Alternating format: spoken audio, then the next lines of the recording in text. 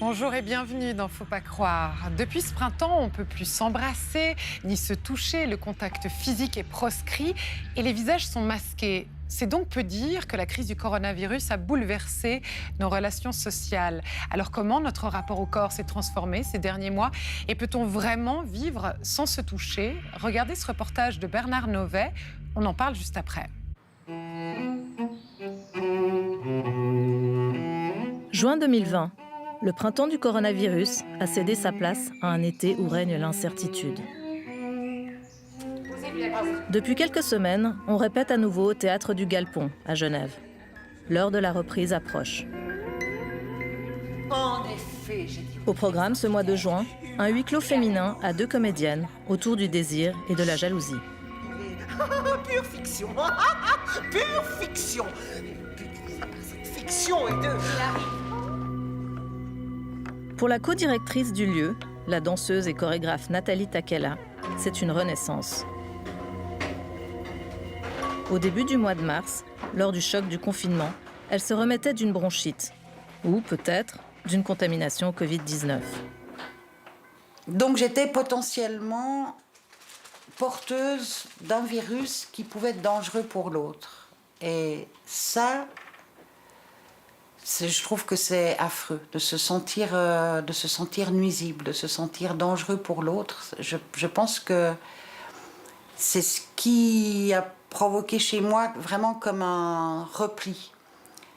D'une certaine manière, ça m'a coupé de mon corps. Je suis restée chez moi, mais j'ai pas été marcher, j'ai pas dansé, j'ai pas fait mon yoga, j'ai beaucoup fumé, j'ai beaucoup bu de café, j'ai fait beaucoup de nuits blanches, j'étais que dans travailler pour conjurer ce moment pénible.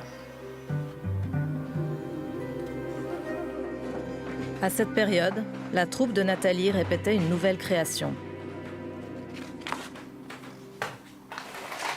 On était en train de travailler une pièce qui s'adresse aux jeunes enfants, qui parle de la mythologie, qui parle d'enfants perdus dans une forêt, qui se rapprochent, qui se pelotonnent ensemble, puis qui ensuite prennent leur indépendance.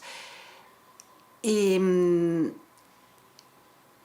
cette image de trois corps qui se font du bien en étant proches, elle était impossible à faire à ce moment-là. Au début de l'été, Nathalie et son mari marionnettiste reprenaient le travail sur leur prochain spectacle, intimiste et poétique. Piano, marionnettes et corps humain. Un spectacle voulu comme un temps de retrouvailles avec le public, après une période difficile qui aura mis en évidence l'importance de la proximité des corps et du toucher.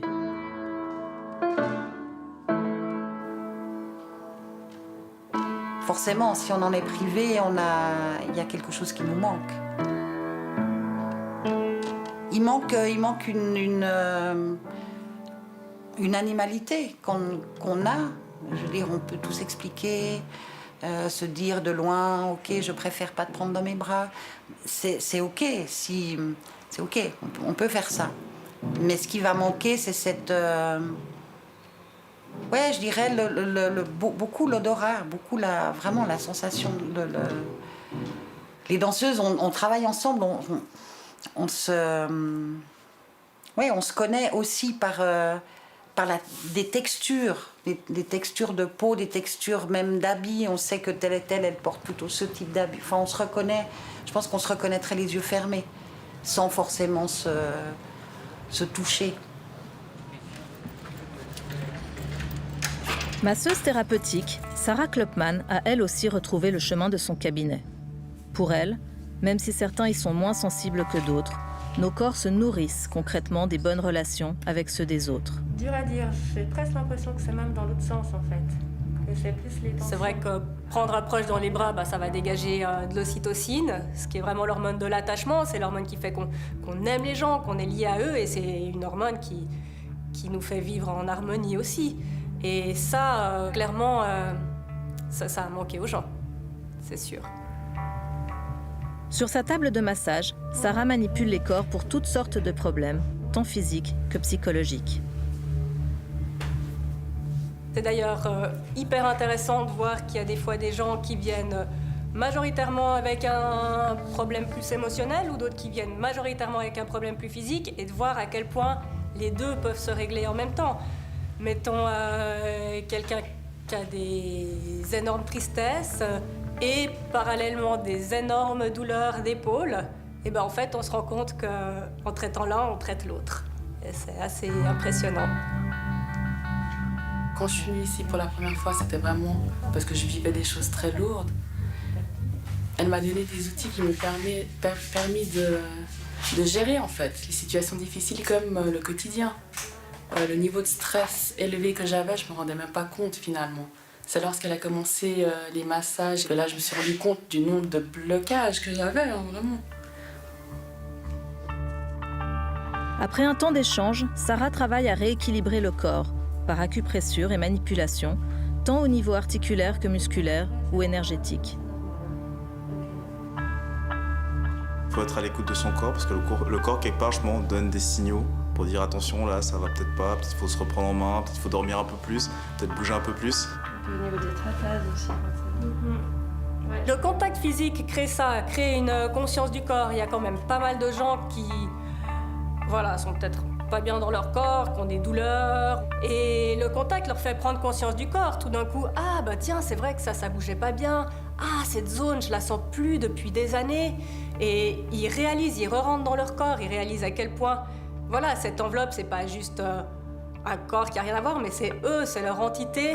Et à quel point on peut vraiment travailler dessus et améliorer l'état général grâce à ça.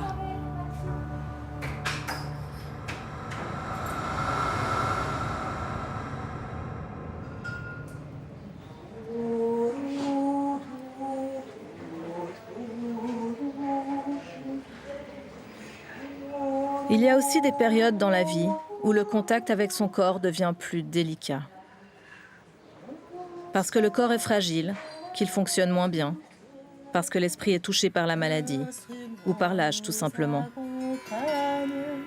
Des temps difficiles tant pour les personnes que pour les proches. À la Fondation Montcalm à Lausanne, il y a 3 ans, le cinéaste Benjamin Bucher a capté avec tendresse et émotion les échanges entre des résidents et la musicothérapeute Anne-Laure Murer.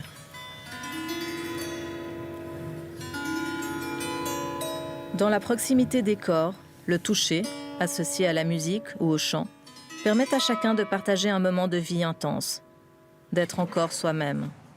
Tu venais avec moi? Il faut. Ouais. On y va ensemble.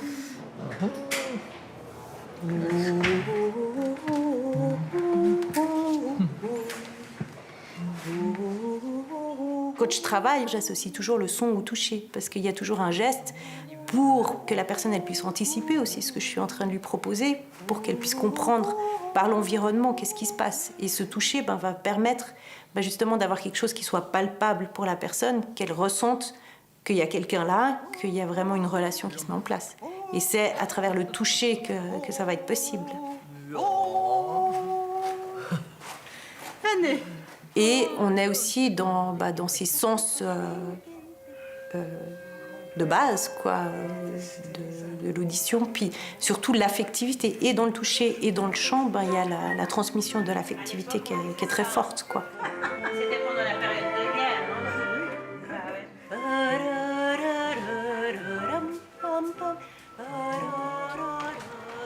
Durant la pandémie, Anne-Laure a suspendu ses activités dans les établissements où elle travaille.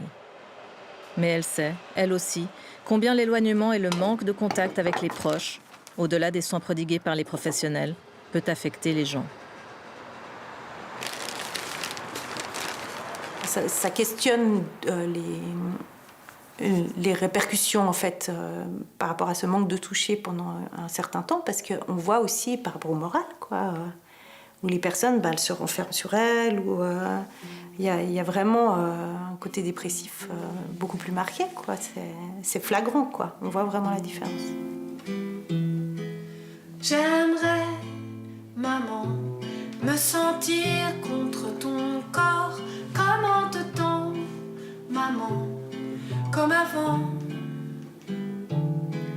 J'aimerais, maman, me blottir et rester contre ton sein tout le temps. Maman, le sang m'arrache les veines en passant et l'air qui nous fait vivants. Aujourd'hui, Anne-Laure reprend peu à peu ses activités. Avec la chanteuse et compositrice Blandine Robin, elle répète le tout doux. Ce spectacle, mis en sommeil au printemps dernier, propose des berceuses pour parents et tout petits. Une manière de s'éveiller à la présence de l'autre et aux besoins de partage. À travers le toucher, tant l'enfant que la personne âgée va vivre dans son moment présent, son moment qui vit pleinement à ce moment-là. Et puis, quelque part, cette spontanéité qu'il y a chez l'enfant, on peut la retrouver chez la personne âgée beaucoup plus facilement que chez nous, les adultes, qui mettons des filtres aussi par rapport à certaines sensations à travers le toucher. Au théâtre du Galpon, les répétitions de la troupe reprennent bientôt, elles aussi. Dernièrement, j'ai revu une des danseuses de la compagnie, on s'est pris dans les bras. Alors oui, on ne s'est pas serré la main, mais on s'est touché ce qu'on pouvait se toucher du corps sans enfreindre les règles. Moi, je ne peux pas imaginer revoir l'équipe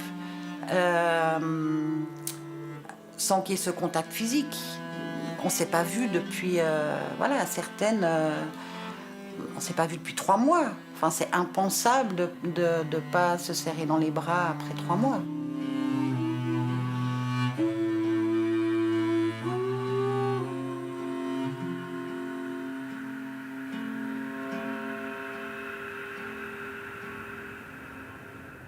Bonjour David Le Breton. Bonjour Lily. Merci infiniment d'avoir fait le voyage depuis Strasbourg. Vous êtes anthropologue, professeur de sociologie à l'Université de Strasbourg. Vous avez beaucoup travaillé sur les questions du corps. Et le dernier livre que vous publiez cette année s'intitule « Marcher la vie, un art tranquille du bonheur ». Alors c'est du corps en mouvement dont il est question, mais nous on va parler de ce qui nous arrive au fond, depuis ce printemps, on ne peut plus se toucher, on ne peut plus se serrer la main, je ne parle même pas de s'embrasser. Au fond, c'est une sacrée perte humaine pour nous tous. Ce qu'on a perdu, ce sont plutôt les ritualités, les modes d'emploi, en quelque sorte, pour accueillir nos proches, pour en prendre congé, et puis même dans l'interaction, comment est-ce qu'on peut toucher l'autre ou pas. Finalement, dans la vie quotidienne, on est porté par cette espèce d'évidence des rituels qu'on a complètement intériorisé. En même temps, on peut dire que dans nos sociétés, on se touche quand même pas énormément. Mis à part la poignée de main, mis à part le moment de la bise. La bise, l'accolade parfois. Alors parfois l'accolade, mais déjà l'accolade, c'est un toucher effectivement un peu plus ferme, un tout petit peu plus long. Mais quand on parle ensemble, en principe, on ne se touche pas. D'ailleurs, c'est l'écrivain autrichien Elias Canetti qui parlait d'une phobie du contact pour nos sociétés européennes. Moi-même, j'ai parlé pas mal d'effacement ritualisé du corps pour dire que le corps, en principe, ne doit pas dépasser dans nos interactions. Il doit se diluer dans l'évidence, justement, des rituels. Mais pour vous, personnellement, est-ce que ne pas faire la bise, ne pas serrer la main de vos interlocuteurs, ça vous a manqué ? Ce qui m'a manqué, non, c'est plutôt le mode d'emploi, comment on fait. Alors, il y a des manières, finalement, de ritualiser autrement. Et là, c'était très bien dit dans le reportage qu'on a vu, cette femme qui ouvre ses bras et à distance. Voilà, donc il y a quand même l'ouverture à l'autre. Ce que j'ai souvent vu aussi, c'est dire à l'autre qu'on accueille « Ah, je ne te serre pas la main » ou « Je ne te fais pas la bise », mais le cœur y est. Et du coup, on peut s'asseoir à la terrasse du café, on peut commencer l'interaction. Il n'y a pas un sentiment de manque. Bonjour Bertrand Kieffer. Bonjour. Merci d'être avec nous. Vous êtes médecin, éthicien, vous êtes rédacteur en chef de la revue Médicale Suisse. Vous êtes beaucoup intervenu dans les médias depuis le début de la crise du coronavirus. Ce qu'on sait un peu moins, c'est qu'aussi vous avez été prêtre. Au fond, est-ce qu'on peut dire que le toucher, la peau, le contact, c'est un élément essentiel de notre communication humaine ? Oui, sans aucun doute. C'est un élément essentiel de nous-mêmes, j'ai envie de dire. Parce que dans notre époque individualiste et tout, on a l'impression qu'on existe chacun pour soi avec un corps qui nous est propre. Mais le corps, il advient que dans les interactions, que dans le toucher, les odeurs, et toutes sortes d'autres choses qui nous échappent. D'ailleurs, tout n'est pas conscient ou rationnel, la séduction, la haine, mais tout un langage qui est d'une richesse invraisemblable dans des contacts interpersonnels, mais aussi globalement, quand on se promène dans la rue, au fond, on est comme une ruche qui n'arrête pas d'interagir. Mais dans tout ça, il y a quelque chose qui nous fait exister avec un corps dans une vraie complexité, qui nous fait advenir nous-mêmes.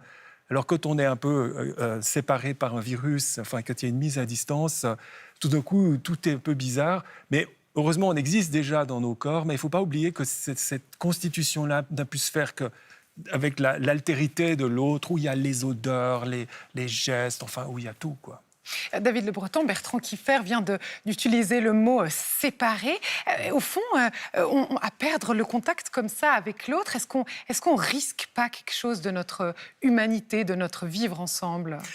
Sans doute, en partie. C'est vrai que c'est d'ailleurs un vocabulaire tactile ou cutané qui permet de mesurer la qualité de relation qu'on a avec le monde. Par exemple, là, je peux dire j'ai un contact avec le métal, mais en même temps, on dira c'est quelqu'un qui a un bon contact, c'est un conférencier qui a un bon contact. Alors les mots sont importants. Voilà, oui. Et là, par exemple, quand on dit c'est un conférencier qui a un bon contact, il n'y a pas du tout, il ne va pas toucher tous les membres de son auditoire. Vous voyez, c'est plutôt une métaphore, mais qui en dit très long sur l'importance dans notre condition humaine de tout ce qui renvoie au toucher. Et quelqu'un qui ne nous plaît pas, on dira c'est quelqu'un qui me donne des boutons, j'ai une relation épidermique à chaque fois que je le vois, etc. Ou au contraire, on dira quand j'entends cette personne parler, c'est comme un baume qui me traverse. Vous voyez l'importance en effet du toucher, du contact dans la condition humaine. Mais alors peut-être que cette période étrange, Bertrand Kiefer, nous a fait prendre conscience qu'on a un corps. Au fond, on a été peut-être dans une sorte de virtualisation du corps. Et aujourd'hui, on se rend compte qu'on a un corps et qu'on est fragile. Oui, c'est vrai qu'on a peut-être juste avant, dans une époque de grande fascination, et j'ai l'impression qu'on y revient un peu pour le virtuel. D'ailleurs, il y a aussi ce côté paradoxal qu'on fait davantage de télétravail et qu'on continue dans ce virtuel. Mais en même temps, alors il y a eu tout le discours, par exemple, sur les enfants. On se rend compte qu'ils ne peuvent pas se développer s'ils n'interagissent pas avec d'autres. Parce que ça les fait être comme corps. Justement, d'essayer la séduction. Ils ont envie, d'ailleurs, de croiser d'autres. Donc si on les sépare... Ils sont malheureux, mais pas seulement ça. Ils progressent pas dans leur existence, mais tous, on est ainsi. Et les personnes âgées aussi. Les personnes âgées ont besoin de ces interactions de toutes sortes. Et ça, c'est pas remplaçable dans cette complexité par la virtualisation. David Le Breton, finalement, nos sociétés nous ont portés vers un corps de plus en plus virtuel, même si parfois, évidemment, on l'exerce à outrance, où la beauté doit être très, très présente, mais en même temps, ce corps-là, on a cru qu'on était tout puissant et qui pouvait finalement vaincre tout. Aujourd'hui, il nous rappelle à notre bon souvenir, on se rend compte peut-être même qu'on est mortel. D'abord, je dirais qu'il y a une grande ambiguïté, une grande ambivalence dans le rapport au corps de nos sociétés contemporaines. À la fois, le corps est complètement occulté. On pourrait parler d'une humanité assise, dans la mesure où énormément de nos contemporains sont assis à longueur de journée et sont finalement très malheureux, se sentent mal dans leur peau de manière très logique, d'où ce rêve transhumaniste de l'immortalité, de la virtualisation de son rapport au monde, ou alors la résistance justement des marcheurs qui veulent retrouver la sensorialité du monde, la concrétude du monde à travers le goût de l'effort. Alors c'est vrai qu'avec la pandémie, on a retrouvé le corps sous une version qui n'était pas la plus heureuse, c'est-à-dire le corps comme vecteur de contagion. Du coup, ça rejoint un peu le discours transhumaniste qui nous explique que tout le malheur du monde vient du corps et que c'est en liquidant le corps qu'on arrivera à un bonheur absolu par les technologies.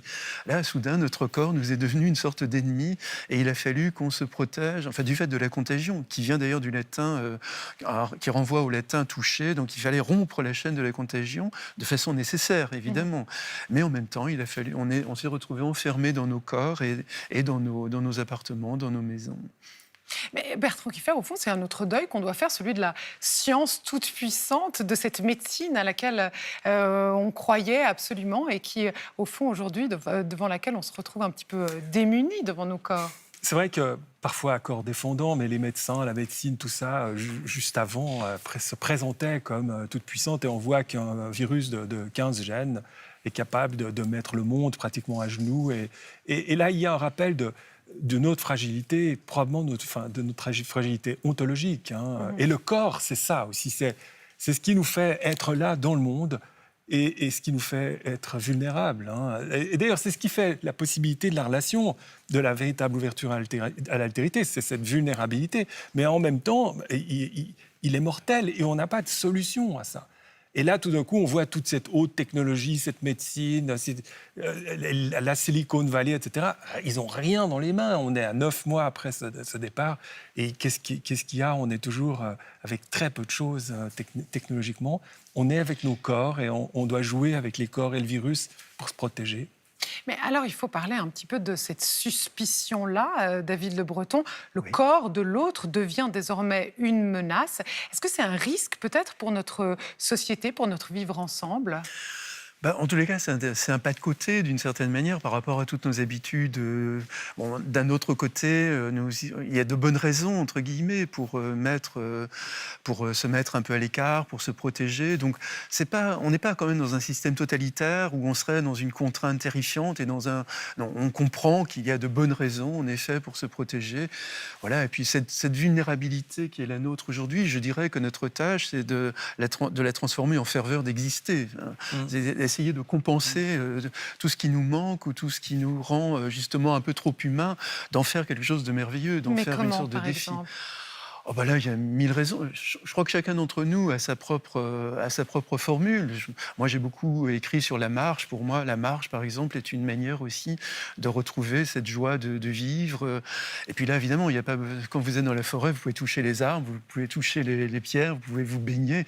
Il n'y a pas de problème. Mais d'autres vont lire, vont cultiver leur jardin, comme Candide, comme le Voltaire de Candide le préconisait. Voilà. Donc, non, on a 1000 formules chacun pour trouver le bonheur. Il y a des gens, Bertrand Kiffer, pour lesquels c'est plus difficile de gérer ces manques-là? Ah oui, sans aucun doute. On est assez inégaux par rapport à ça. Et oui, puis il y a des gens plus ou moins solitaires, mais tous, on sent bien quand même que c'est une souffrance, c'est un certain appauvrissement de notre être. On existe avec les autres. Moi, un de mes plaisirs, alors c'est un peu les mêmes, mais c'est aussi de me promener dans la foule ou d'aller boire un café dans un bistrot et de voir les gens. De les observer, de m'émerveiller devant la diversité des visages, des manières d'être. Parce qu'au fond, on capte énormément de choses d'une manière d'être. Et on ne s'en lasse pas de ça. Personne, je pense, s'en lasse et on s'en enrichit. Mais c'est vrai, à part ça, qu'on est quand même très différents et que il y a des gens qui en souffrent vraiment beaucoup. Et je pense que plus on est vulnérable au départ et plus on en souffre de ces mesures qui ont été prises, barrières et autres. Il y a un danger, et cette question est pour vous deux, d'une société trop aseptisée, d'aller vers trop d'hygiène aujourd'hui, même si c'est, je le rappelle, fondamental. Moi, ce qui m'inquiète le plus, c'est par rapport aux enfants. Mais Bertrand en parlait tout à l'heure, parce que finalement, on éduque en ce moment les enfants à un puritanisme terrible.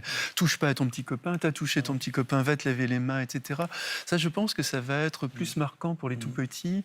Je pense que nous autres, adultes, ou même les ados, même si les ados ont parfois un peu de mal, justement, à pas avoir toujours leurs copains et autres, je pense qu'on s'en sortira et qu'on sait que c'est une parenthèse un peu malheureuse, en même temps, qui sera, dont on se rappellera encore dans 20 ans, dans 30 ans. Ce sera un moment très fort, finalement, dans notre histoire. Mais les enfants, peut-être, garderont des séquelles. Je ne sais pas. Je m'interroge, en tous les cas, beaucoup là-dessus en ce moment.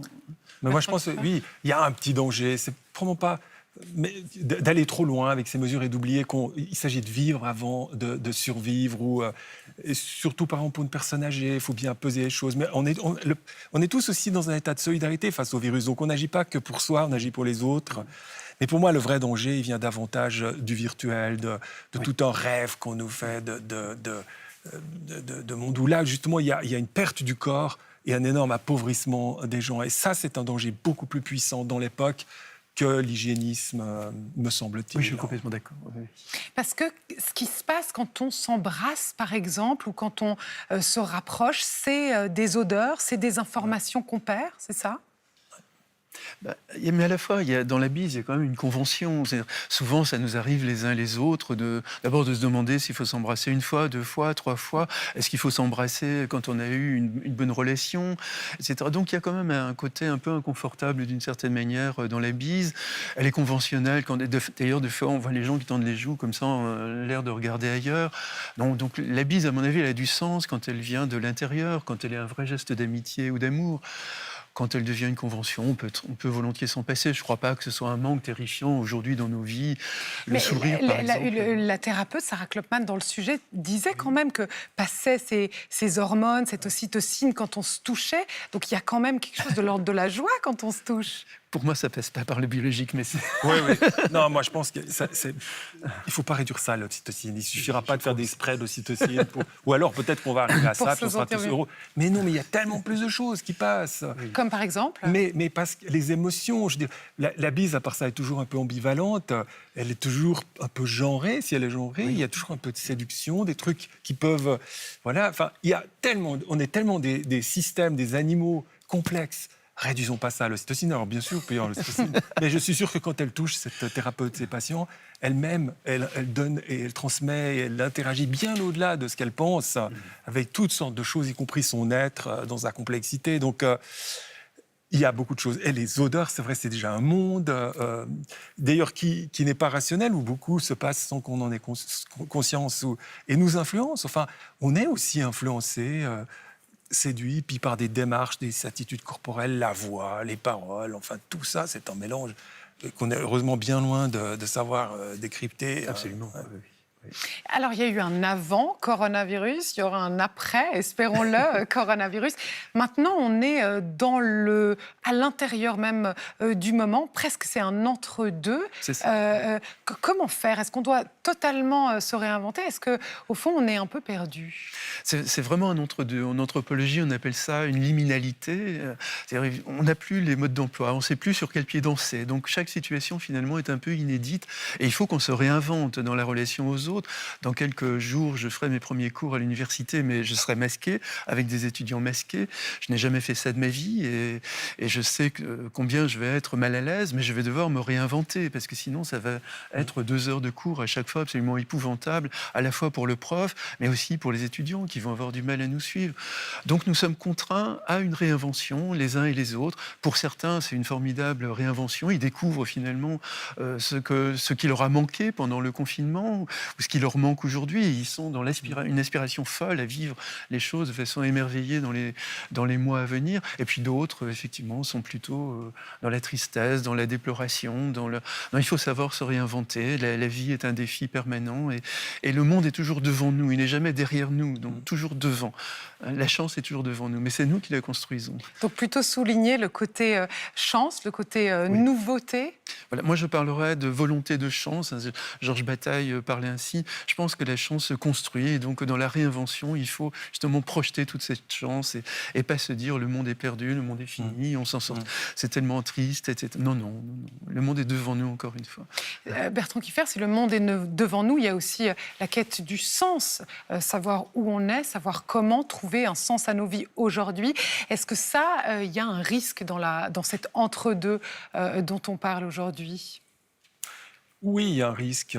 Peut-être moi, ce qui me fait le plus peur, c'est l'économie, au fond, l'économie au sens très large, la finance. Il y a là un système extrêmement peu résilient et qui nous contraint énormément, qui ne s'adapte pas et qui d'ailleurs rend les choses dramatiques parce que les jeunes qui n'ont pas de travail, enfin, et toutes les perspectives sombres, c'est aussi un système qu'il faut repenser. L'innovation, il faut la faire. Bien sûr, on doit la faire, on doit imaginer de nouvelles façons d'être ensemble pour faire face au virus, et faire face au changement climatique, à plein de choses. Et je pense que là, on peut en trouver un de sens, absolument.